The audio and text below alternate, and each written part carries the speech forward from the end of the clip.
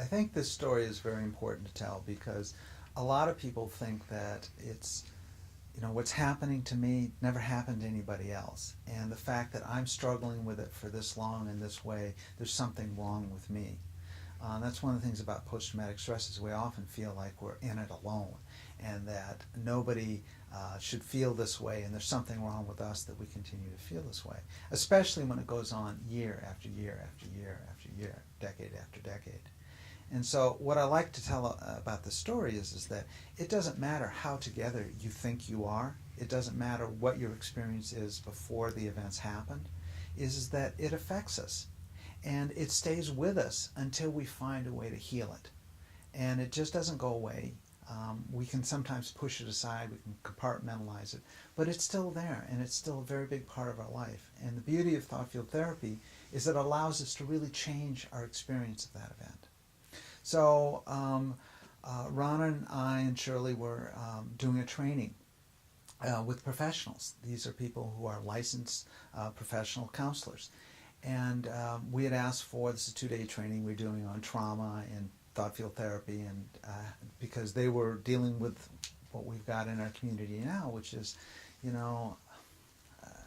been at war for 10 years and we're going to need everybody's help to deal with these guys that are coming back and their families. And so we had the privilege of spending 2 days with this professional group, helping them understand how they can be helpful.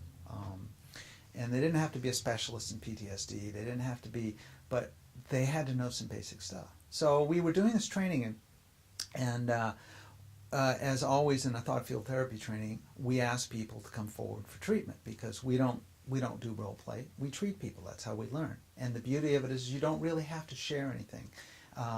Disclosure is not really important. We just need to know what it is that we're working with in a general sense, so you don't have to tell the whole story. So we asked for a volunteer in the second day, or at the end of the second half of the first day. And we asked for a volunteer, and we got this guy come up.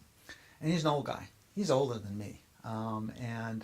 We said, well, what would you like some help with? Because we were talking about working with the soldiers coming back. And he says, well, I was a chaplain in the Army in Vietnam.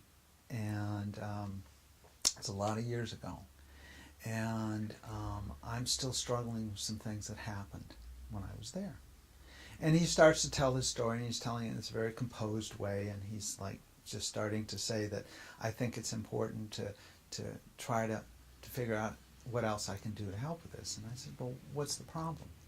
And so he starts to, and I said, what is it that you still remember that's so difficult and that still affects you so?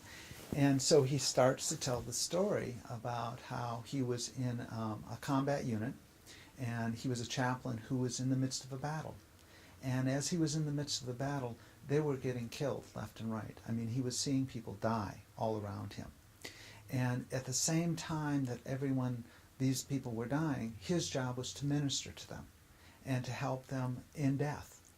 And so he's, at the same time, he's praying to God, and he's praying for their souls, and he's helping to deliver them, and in doing his spiritual job. But at the same time, he's terribly conflicted by the fact that how could God allow these boys to die like this? How could these men who are so valiant and so wonderful die in this kind of a situation? And this is happening all around him. And as he talks about this, he begins to melt down. The tears start coming. The shakiness starts coming. He's becoming overwhelmed. You can see him back in that place. And I ask him at some point, is he there alone? And he's saying, yes, the other chaplains had been killed. And so he talked about how just overwhelming that was. He was actually shaking while he was talking about that. And then we did some thought field therapy with him. As we did the thought field therapy, he calmed down. He came back into the moment that we were in and left the there and then that was so overwhelming to him. And he could begin to talk about it. And, and he was able to talk about what a crisis this was for him. Not only the threat of his own life, but the crisis in terms of his faith. Because he found himself at that point questioning his relationship to God and questioning God in a way that shook him to the core.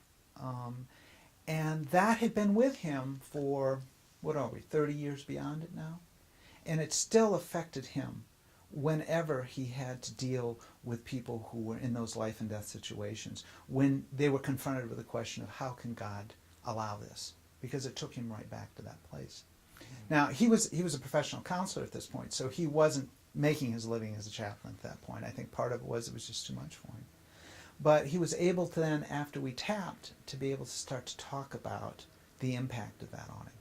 Now, this is the first time he's able to have a conversation with anybody about the real impact on him about this in that time, because every time he began to even think about it or try to engage in talking about it, he would become overwhelmed and he would have to step away from it in some way.